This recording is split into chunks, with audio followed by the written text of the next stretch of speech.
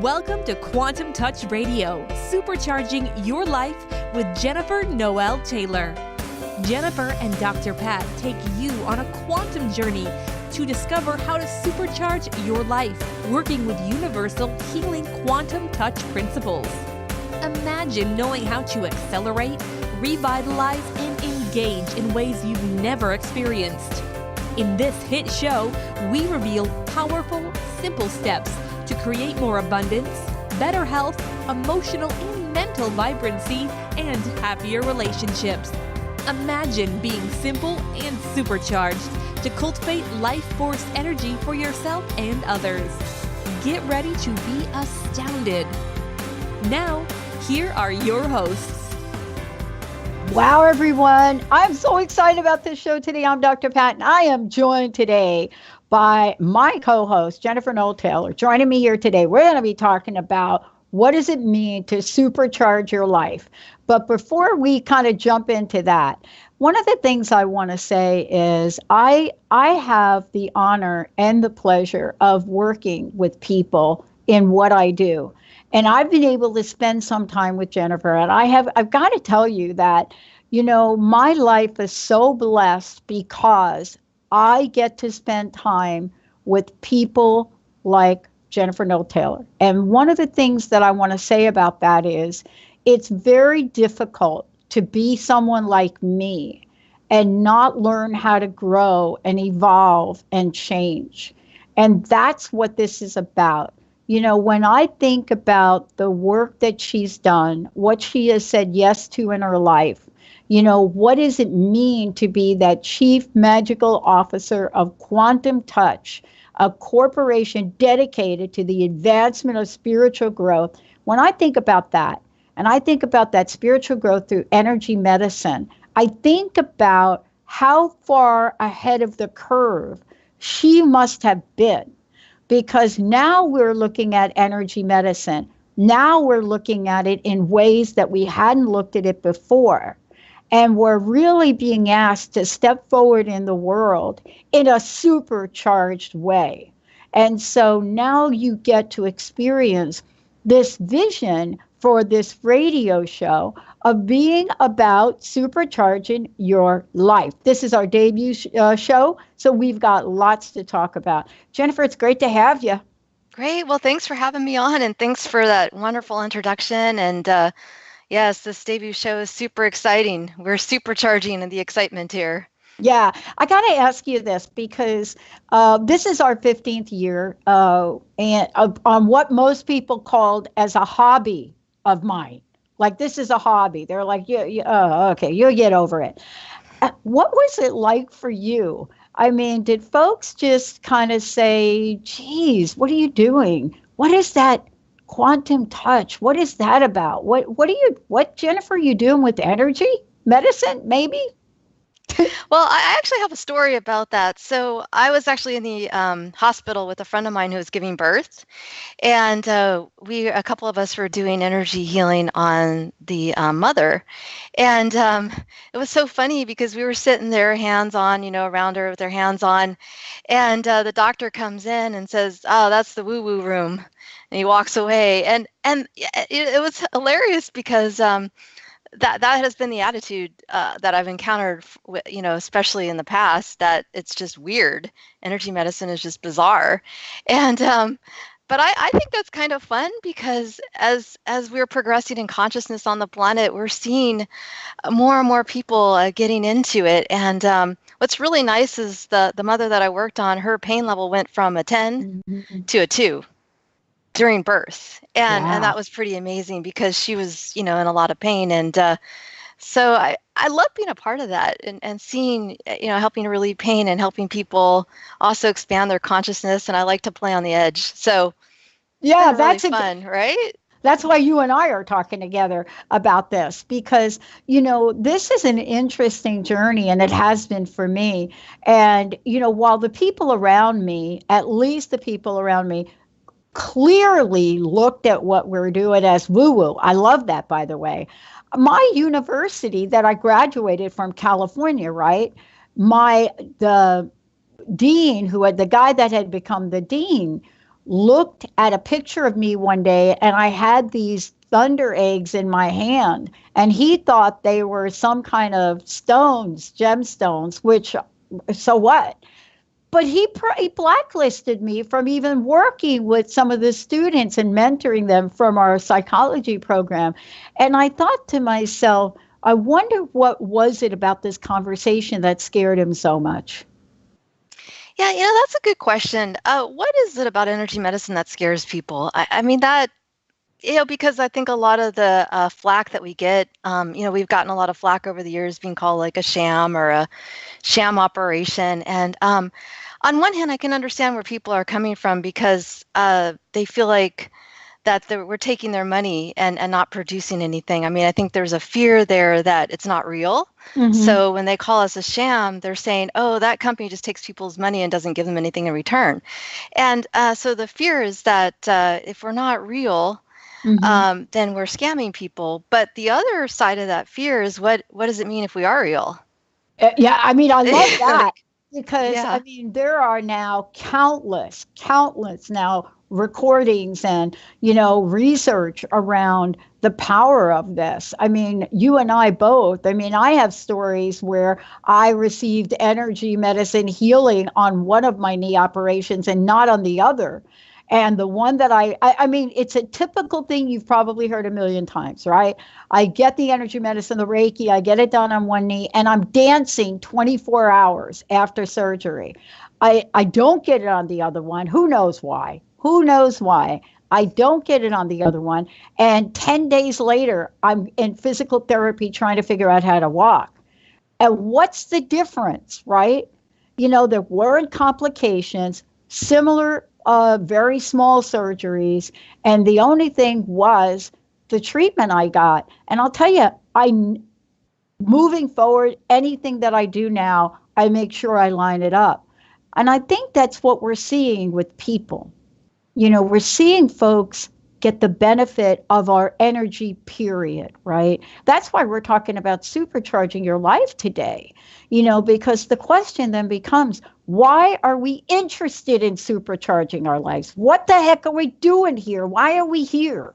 Well, that's a great question. I don't know if anyone's familiar with A Wrinkle in Time, but there was this concept of a tesseract where you're basically folding the fabric of space and time. It's a shortcut through the universe.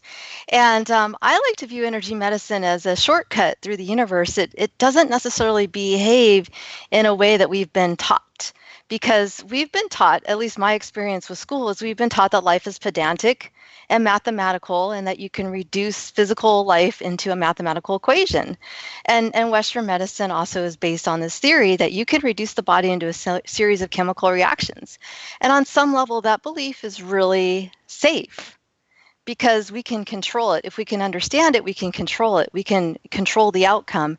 And so with energy medicine, energy is based on the heart. It's based on love. It's based on a spiritual reality. It's based on a mysterious reality that can't be contained by mathematical equations. And I think that's really scary for people. But at the same time, it's miraculous. And I believe it's a shortcut. So if you're having, like you said, with your knee surgery, if you're having a physical condition and you can either go through this long pedantic process of learning to walk again, or an hour of energy medicine and you're good to go. And it's miraculous. And I think people have a hard time with where's the mathematics behind spirituality.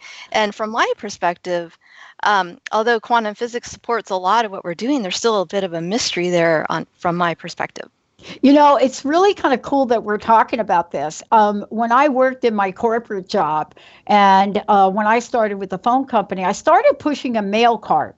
Like I started at basic $61 a week, right? I wasn't really interested in a career at that point.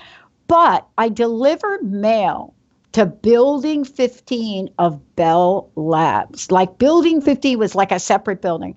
And I delivered to mail.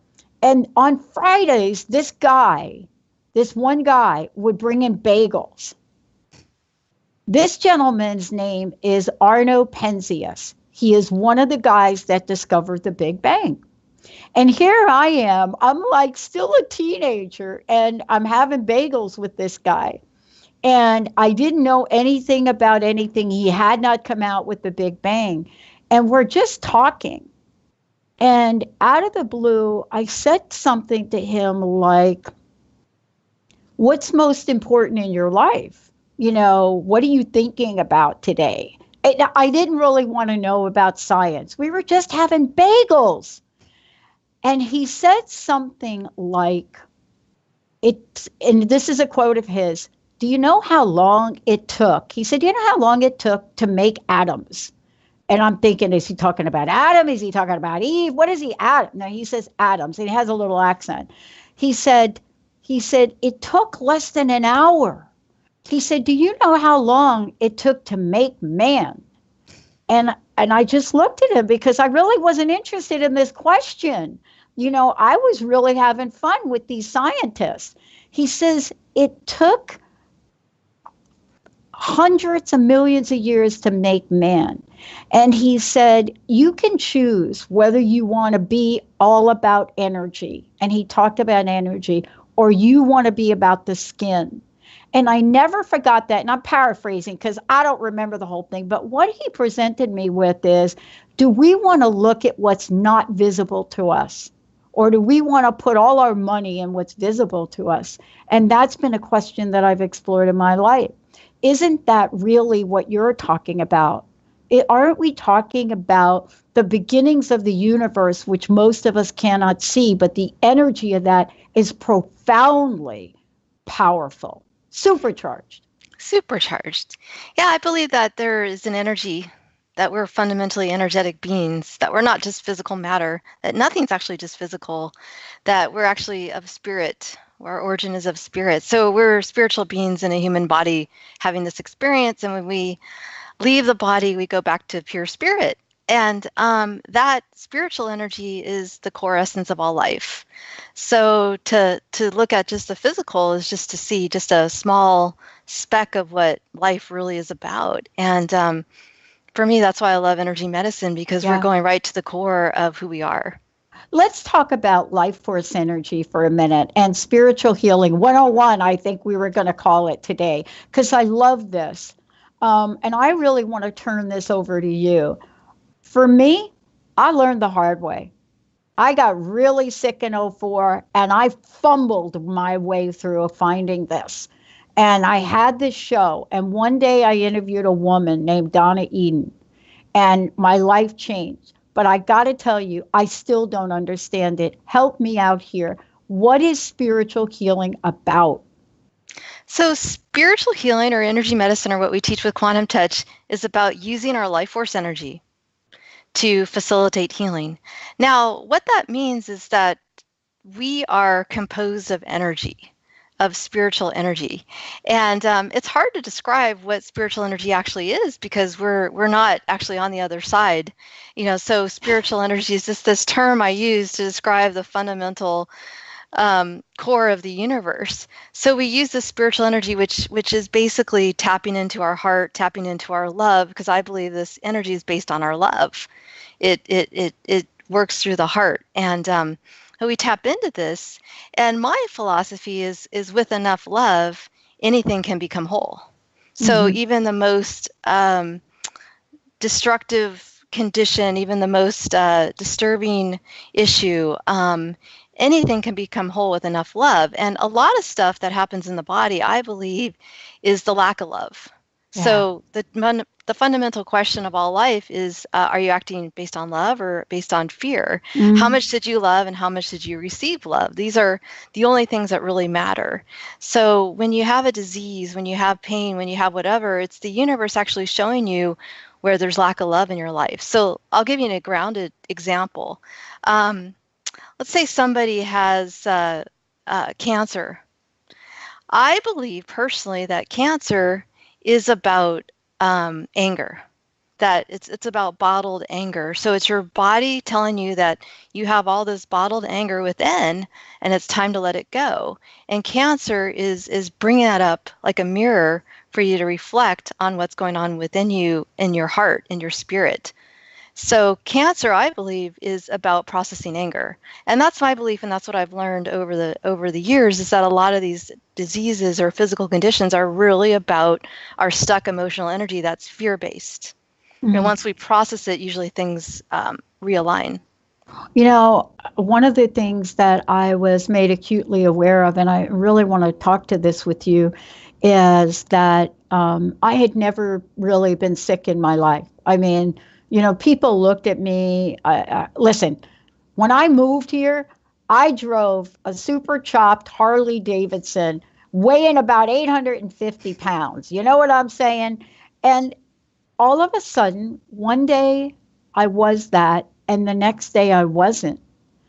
I was clueless on where to begin. But you see, I was blessed with this show 15 years ago, and I became a student. How much of a student, how much of a beginner's mind do we need to step into this life force energy awareness? Well, I believe that we just need a little bit of faith. There's a verse in the Bible about saying how if you have a faith of a mustard seed, how that can create miracles or something like that. Yeah. But I just believe that we need a little bit of openness, that we don't have to be fully, quote unquote, believers to see things, that we just have a little bit of openness, an open mind, and that opening is all it really takes. And coming to us, it's a place to come where we have a lot of people who work with energy and have seen really amazing things. So, but I understand, when people come to us, they may be a little skeptical, and that's okay. Well, it is okay because, look at me. I mean, I was pretty skeptical myself, but the results are unprecedented. And what I want to talk about is this notion of spiritual healing and doubt.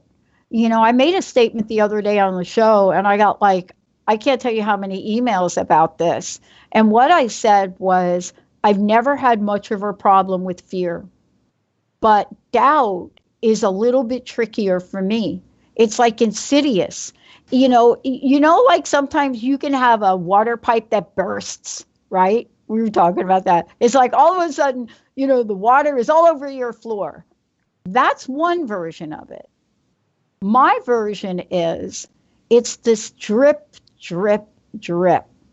And I remember Carolyn Mace saying, let your faucet drip overnight, but put the stopper in your sink, right? She says, put the stopper in your sink and just let it drip, drip, drip.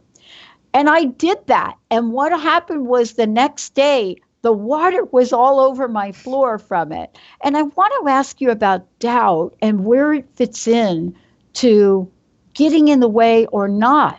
How it shows up in our bodies from your experience.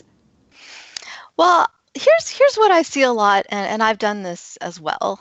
A lot of times, so I believe we come here with a mission, like a spiritual mission, something that is our soul is calling us to do. Mine was energy medicine, but everyone has a different one. And what tends to happen is we doubt what our heart's telling us, and we go with the head. And I think that then what happens is that things co-conspire in our life to lead us back to the heart.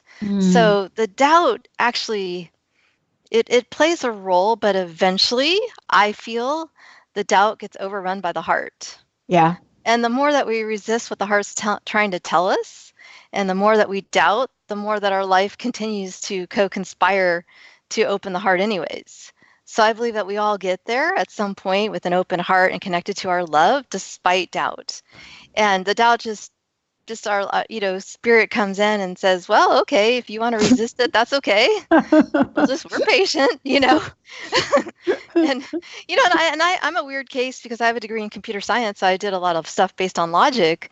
So for me to go into this field where it's all based on heart and energy, it was a bit of a stretch initially because I wanted, explanations and logic and algorithms and all that. And it really, to me, it doesn't really apply here.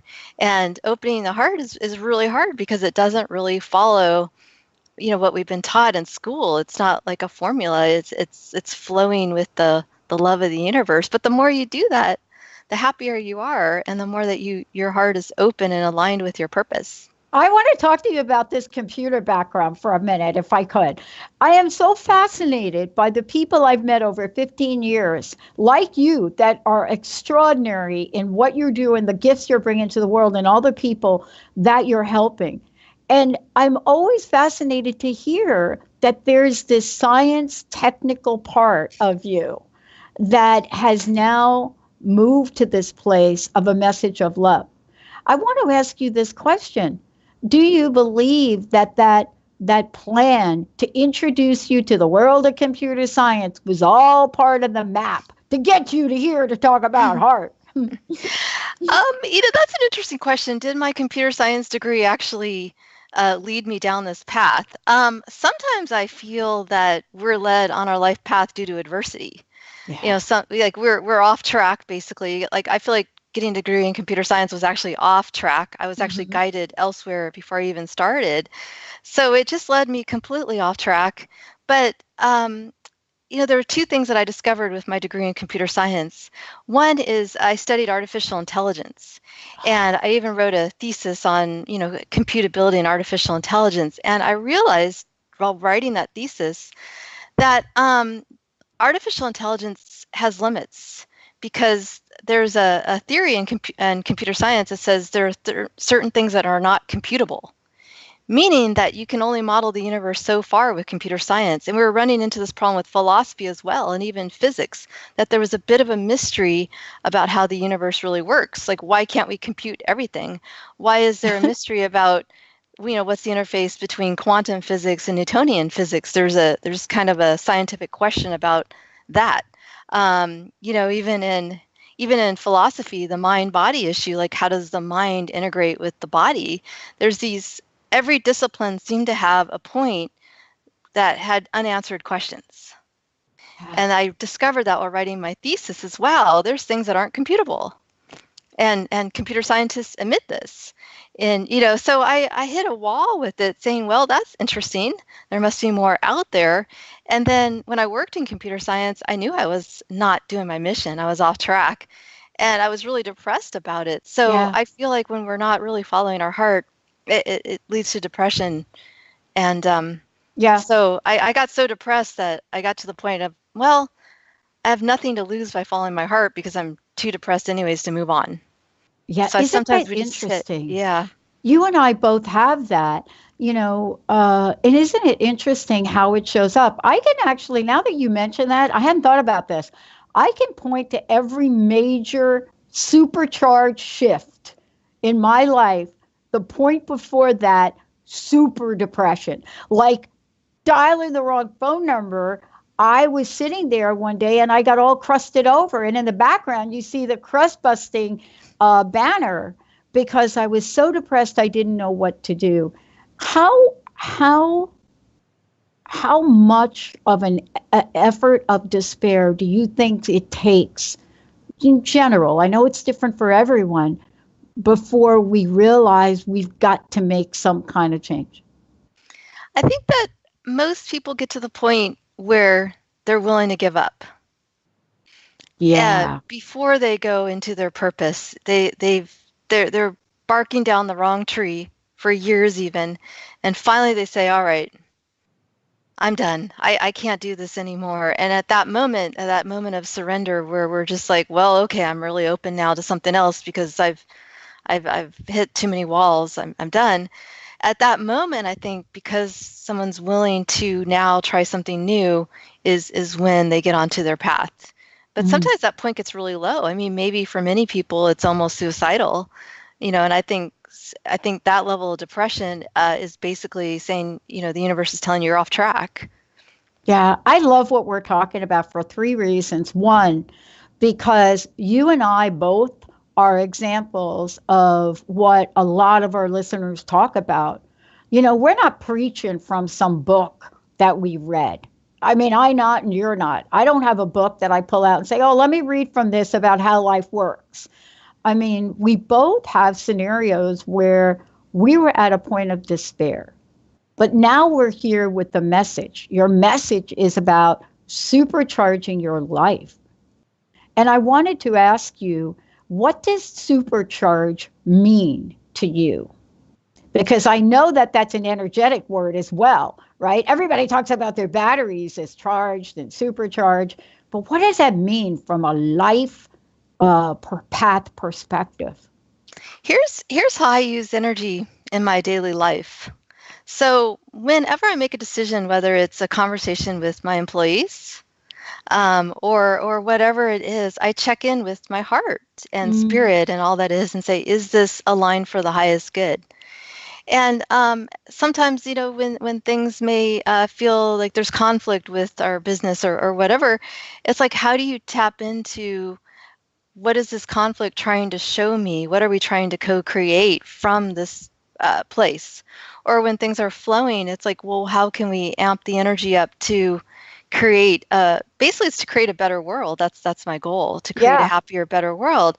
So it's like, how do you tap into this energy, which I believe is a shortcut to life, and use it to help others, and use it to be the best you can be. I mean, that's what I do. And a lot of times the energy has messages. If I'm barking up the wrong tree, the energy's very clear, saying, all right, that conversation with one of your employees or that staff or even your diet or whatever, it's saying, all right, move in this direction. And if you're open to listening on a consistent basis, things really unfold in a beautiful way. And that's how I use it. I love it. I love it. We're going to go to break. When we come back, we're going to talk about this in the way stuff. And a lot of times conflict, whether it's in or outer. And so this guy, this Arno Penzias guy, discovered the Big Bang. This gentleman became the president of Bell Labs. Still brought him bagels, by the way. I think he drove like a 48 Buick and brought him bagels. And I remember one day we wanted a ping pong table on the 5th floor, way up with all the pipes exposed. We said, nobody comes up here. The elevators are here. Can we put a ping pong table? So everybody said no. Facilities management, no. Everything. And it got to Penzias. And he came up to the 5th floor, and we were all standing there because we were measuring it, the table. One table. We wanted one table with the boilers and everything showing. And he came up and he looked at it. And he said something like, so is this where you want the ping pong table? And we all, like, one of the mathematician guys was juggling. He was a juggler. He's a brilliant guy. And we said, yeah, we want it right here. Nobody really comes up here. We would stop playing if people came up to this desolate area. And he went back down, and what he did was he called the facilities management vice president. And what he said was, we want to have this ping pong table. And the guy said, why do you want a ping pong table on that floor? We're going to build you thing. And he just simply said to them, he said, sometimes there are more important things in life than science. And he said, sometimes we have to appeal to what is in the hearts of the people that work here. I never forgot that. And you know how we knew about it? This guy typed a letter talking negatively about this, and it went public. And I want to go to break on that note, and I want to ask you when we come back, how do we get in our way? What shuts down our heart? And what is it we can do to tap into that supercharged energy? Not tomorrow, not 10 years, not when we get the money in a bank account, not when we get the loved one, not when we move to Hawaii, but now. Let's take a short break. Jennifer Noel Taylor, supercharging your life today. We're taking your questions. 1-800-930-2819. Give us a call. We'll be right back.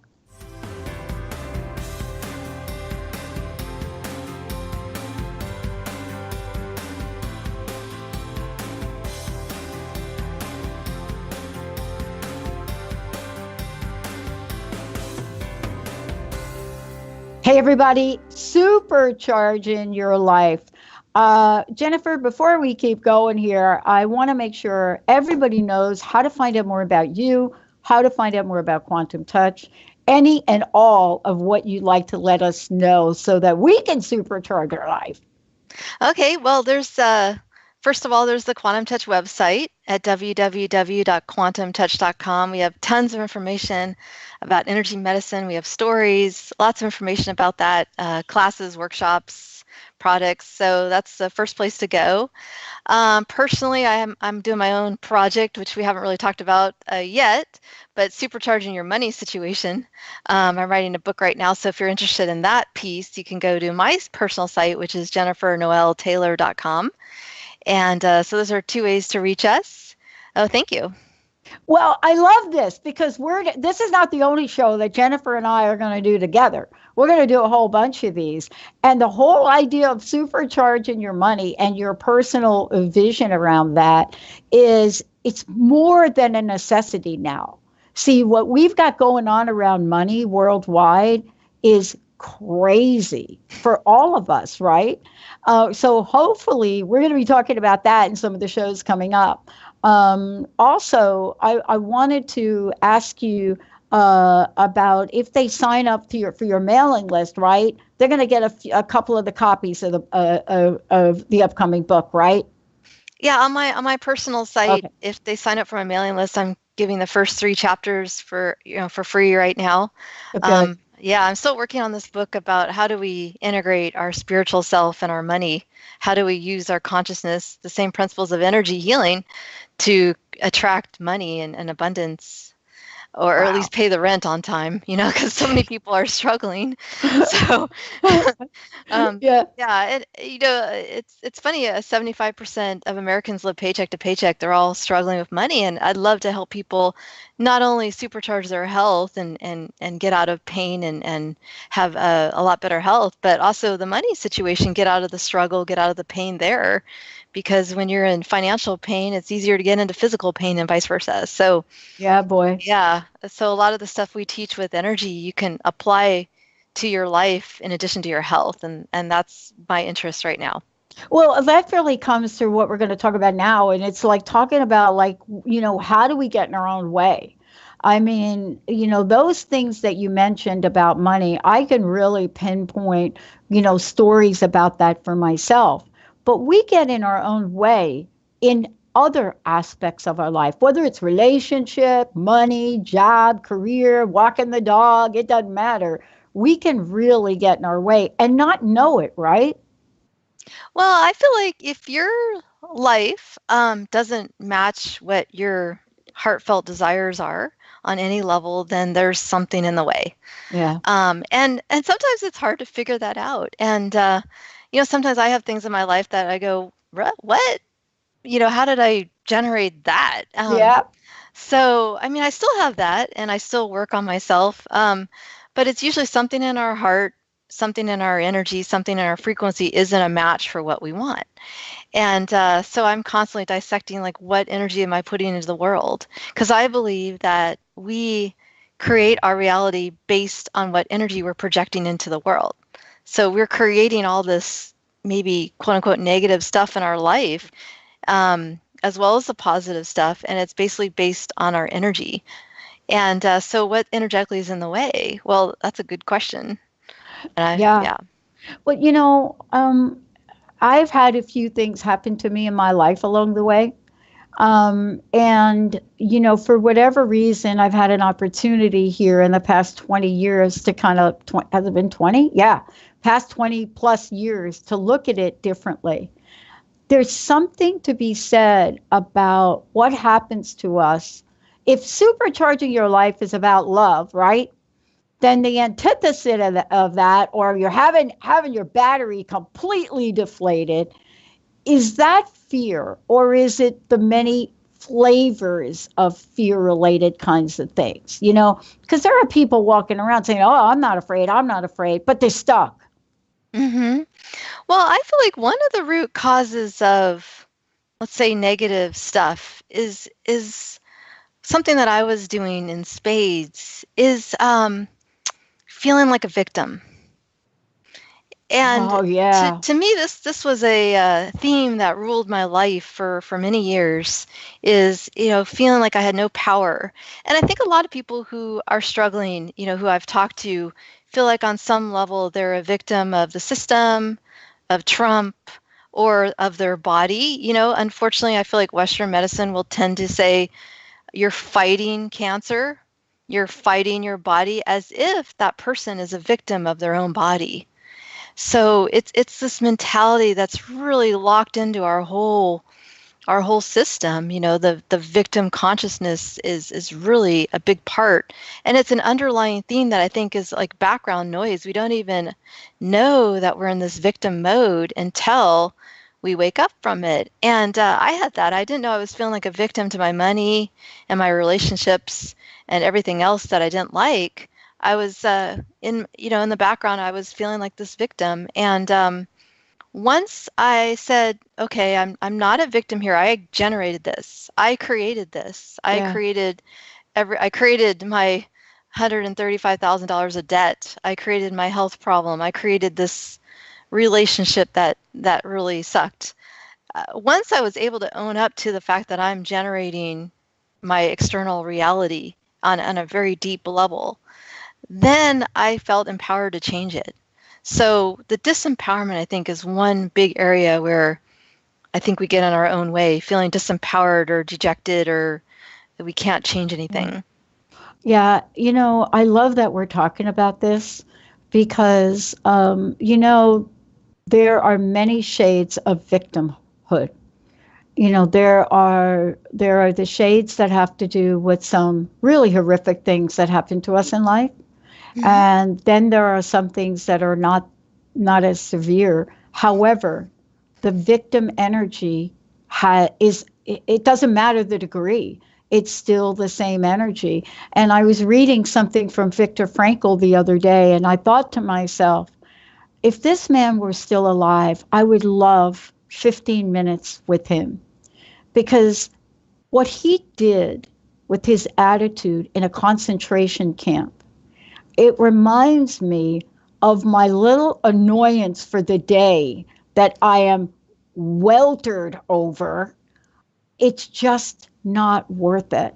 And the work that you do, whether it's supercharging your finances, your life, your energy field, your health, your wellness, it really does talk to making that shift from victim to victor. That's the fundamental first step, is to say we create our reality, everything, every nuance, every annoyance, everything that bothers us, every horrific issue. I mean, there are no exceptions. The law of attraction is universal. And to really get that on a really deep level, and then once we do that, then we can change it. But that's the first fundamental step. Because if you think about it, let's look at the case of financial abundance. Yeah. If you're feeling like a victim, like a martyr, like a victim for your cause, that is incompatible with abundance. It's the antithesis of the level of energy you need to have abundance on any level. So the victim actually interferes with any sort of positive creation from what I've learned about that. Well, I mean, let's just talk for a minute about, your work. And again, I want to mention that let's give out both websites again, but also I really would like to encourage folks to really sign up so that you can get the first 3 chapters of the upcoming book, Spiritual and Broke. What's the best way for people to do that? And when they go to Quantum Touch, there are just a number of different ways for people to be engaged, for them to find out more, take classes, all of the above. So for Quantum Touch, I feel like the best way to start is you can sign up for our mailing list as well there. You get the first 35 pages of Quantum Touch, The Power to Heal, which is like basically an explanation of our whole modality written by Richard Gordon, who founded the organization. And I feel like one of the things that I feel Quantum Touch can really help is you can see the world as energy. It helps you feel and sense and understand the world as energy. And to me, this is really important because if you see the world as energy, you can start to understand how your energy creates what's in your life. And to me, that's really profound. So it's much more profound than just healing. It's being able to see the whole world as a spiritual reality. And so I recommend taking one of our workshops.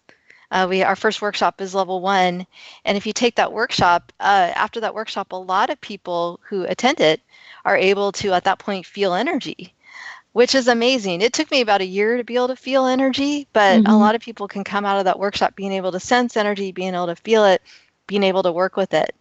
And I just think that's it's almost like a paradigm shift in our consciousness to understand the world as energy. Yeah.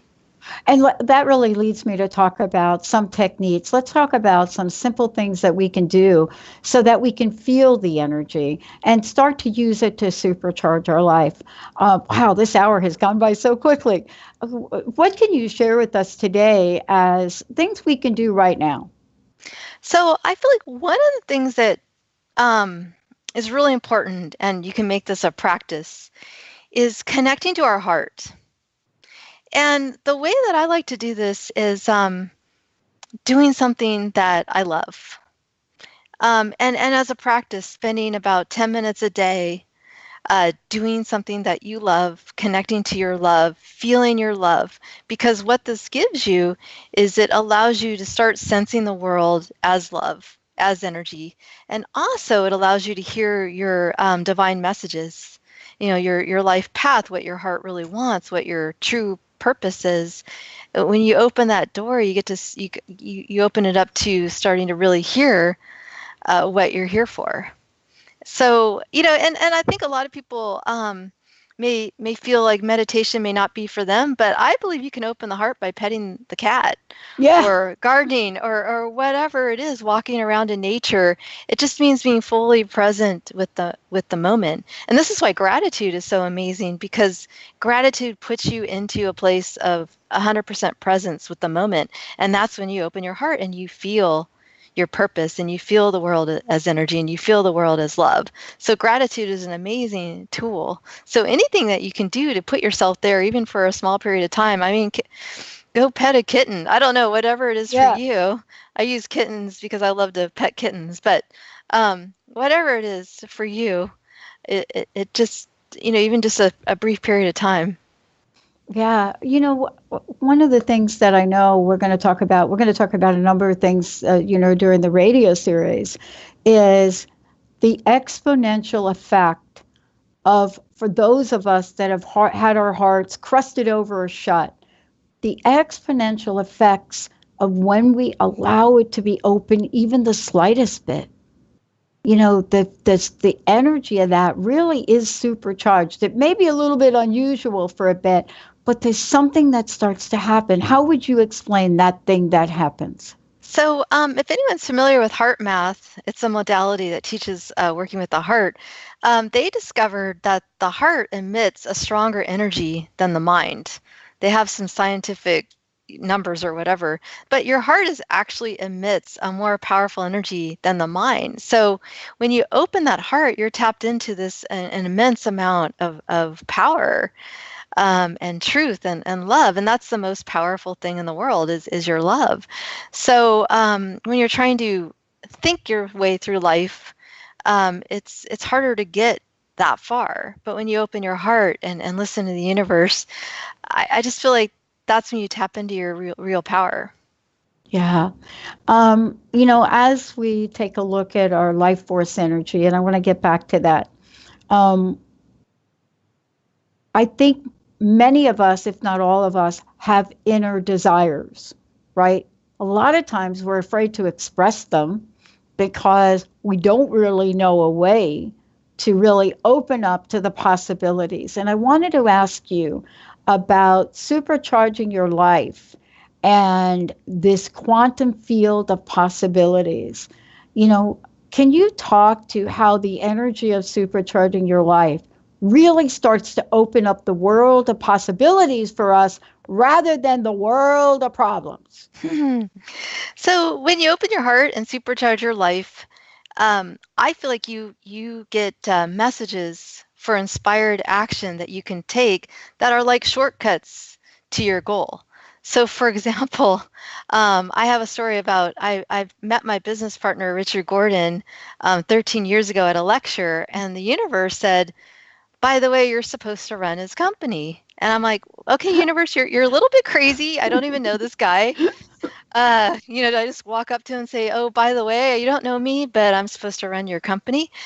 But I thought that could be really fun. Like I had that other thought about, well, okay, it's really out there, but oh, that could be awesome. I'd love to do that.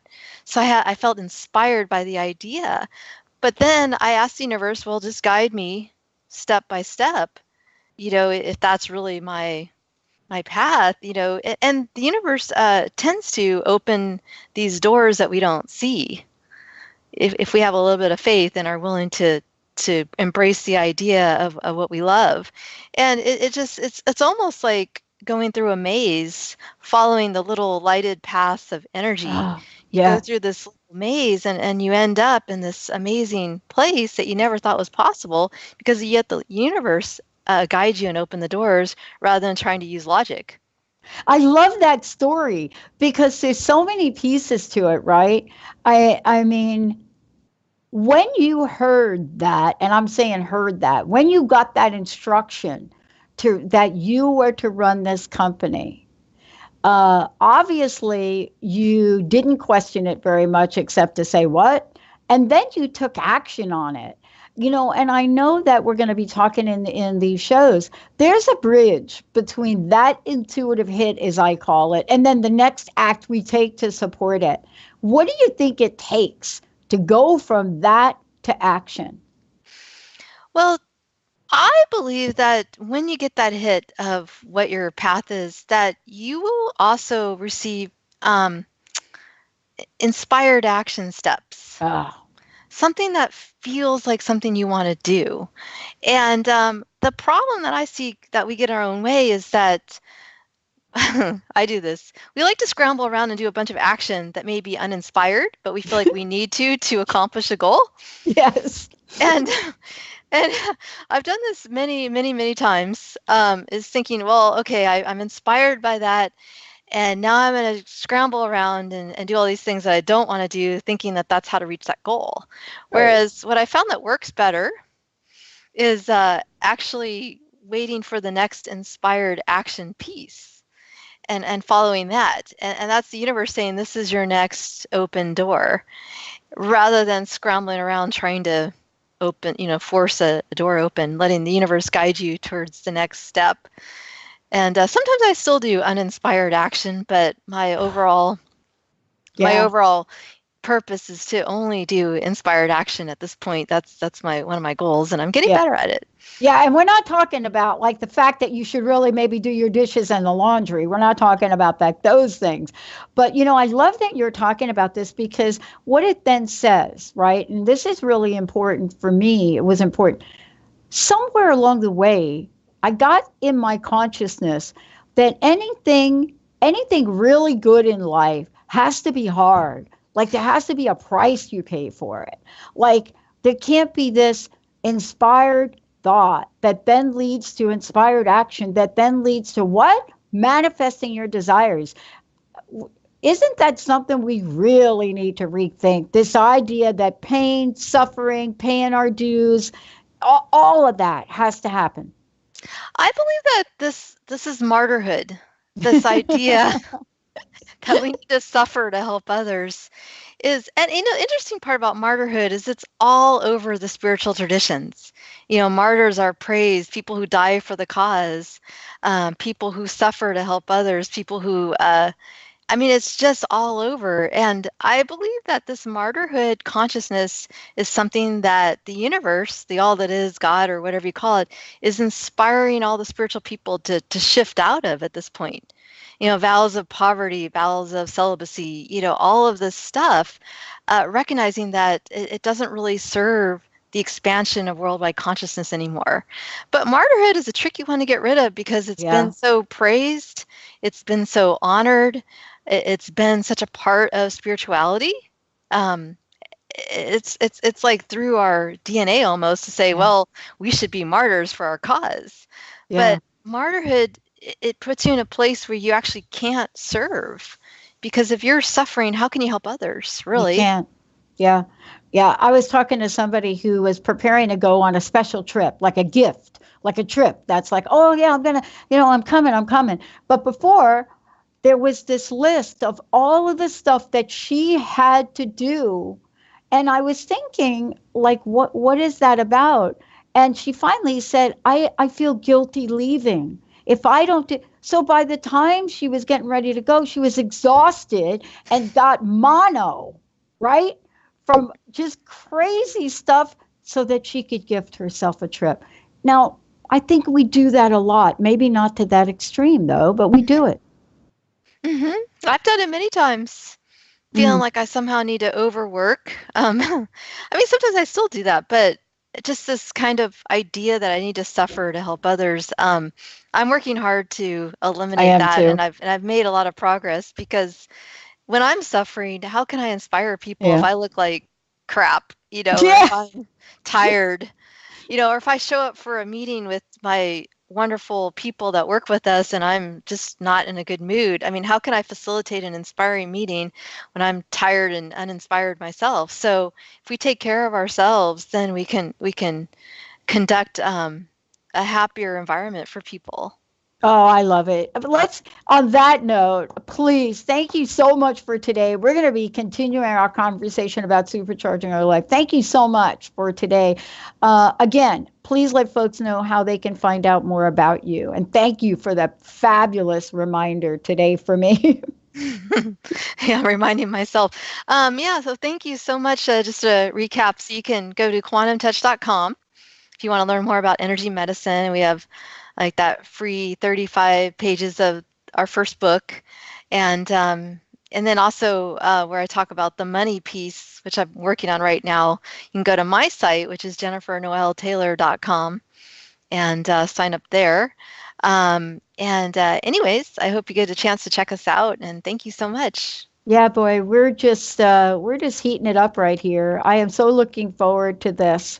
And as a matter of fact, I use some of the techniques on quantum touch to heal the tear that I found out I had in my butt from doing something I love to do, which I'm not going to stop. Thank you so much, Jennifer. Thank you. Thank Uh, you. I want to thank all of you out there for tuning us in and turning us on.